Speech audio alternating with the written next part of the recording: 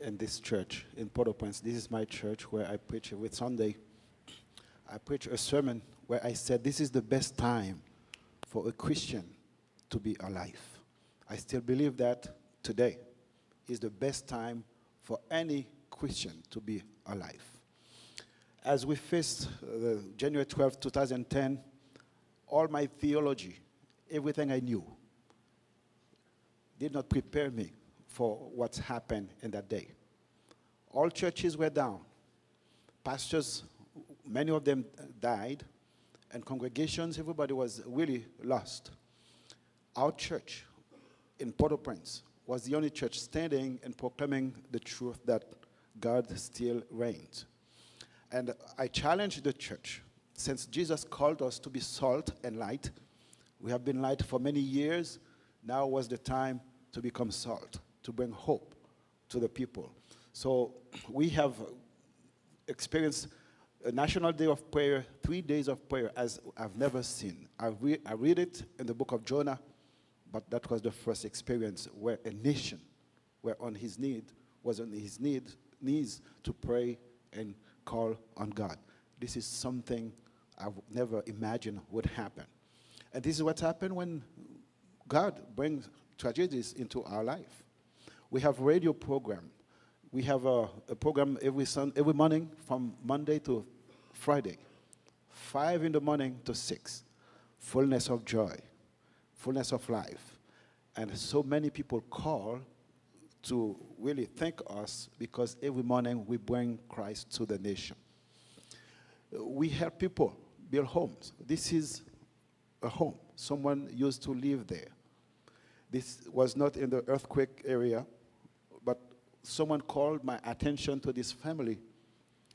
5, 6 people living there. So what we did, we provided a house for them. These houses cost us $2,000. Then we have a team that worked to put it together. Every time we pay for one house, we have the factory that provides us one more house. So for $2,000, we can have 2 houses.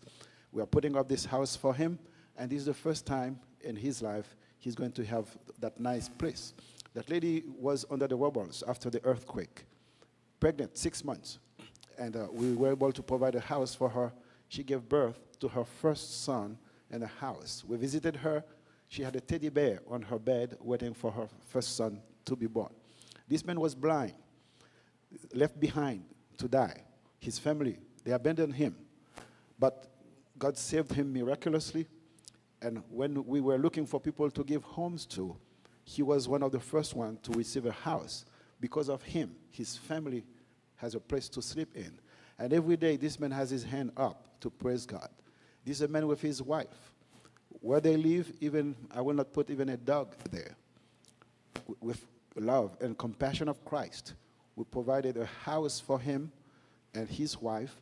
Not only we provided the house, but we gave also a sanitary latrine. That may not mean a lot for you, but for them, this is a world of difference. If you visit their home, the first thing they will show you is the latrines. You see, he's so proud, so happy to stand beside his latrine. This is the first time in his life he's going to use that. We provide clean water. This is our way to fight cholera. Clean water and sanitary latrine. Each latrine costs us $400. We have a company that built them for us. And that village, this will be the first village in Haiti where we have sanitation and it's so clean. Those people, they are so proud. And they know when the church will come with blessing. This is our youth camp, Jacob's Well Youth Camp.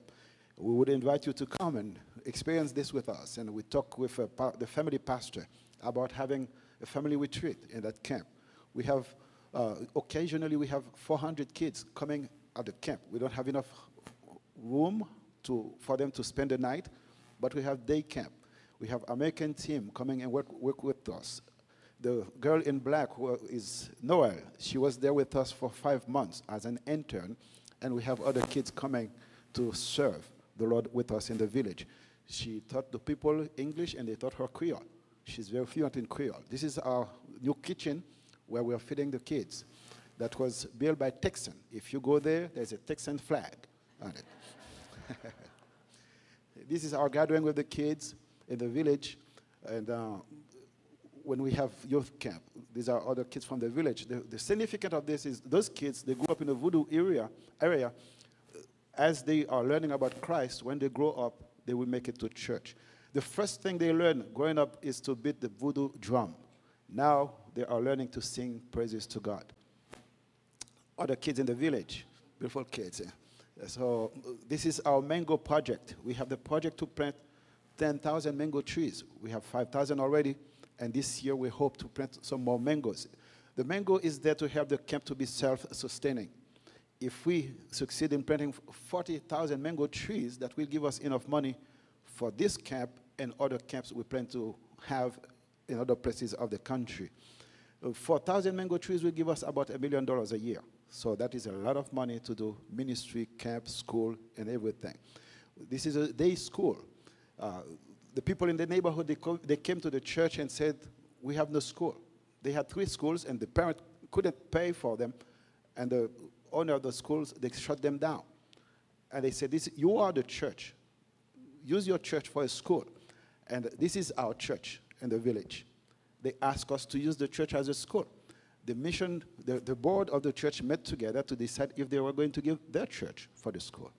And I'm glad they did. This is the church. I preached there. This is the pastor beside me. And that day, if you see, I have my boot. This is I cannot get to that church with my shoes, so I have to put the boot. Most of the people, they come barefooted, and they wash their feet before they get to the church. This is other place. This is inside of the church. This day we had a special event. They came with curtains from the house to put in the walls to welcome visitors. And these are the visitors from Port-au-Prince visiting that church. And we also have kids like Jack is working with Frontier Camp, and they will come and serve at Jacob Square. In the back, down there, this is my church in Port-au-Prince, where we are the first and the only church with a parking lot in Port-au-Prince. So this is Betty and myself. And I have to say that every time I have the opportunity to introduce a church, a person or a group of persons to a new field, because I believe you are already on a mission field. But when I come and talk about Haiti, this is for you maybe a new field. Every time I have that opportunity, I understand it's a great privilege, but it's also a great responsibility. Privilege in the sense that God has called you to go, not to stay, but to go, whether in Austin or Haiti or other places. But responsibility in the sense that God will change you in the process. And this is not easy. I don't like it. You don't like it. But this is where God wants us to be. So this morning, I would like to challenge you to come, enjoy the opportunity, but also the responsibility to grow as a believer in the Lord and give the opportunity to other people to hear what you are hearing. I have come to understand that Christ is everything. It took me a long time to get there. I left Haiti in search of the American dream like anyone else. But I find Christ. I left America and Canada to return to Haiti. I would never imagine I would be happy in Haiti. I am happy. I read in the newspaper there are places of hell people don't want to leave. They want to stay there. There are paradise where people are not happy. I know that. I know that. When you are in God's presence, you have fullness of joy. And this is the challenge for you and for me. And I would like to thank you for praying for our ministry. And some of you, you are giving. We are serving with C10, commissioned to every nation. And later on today, our director will be here with us to share this moment with us. Thank you, Pastor Phil. Thank you for praying for us and keep us in your prayer. May God bless you.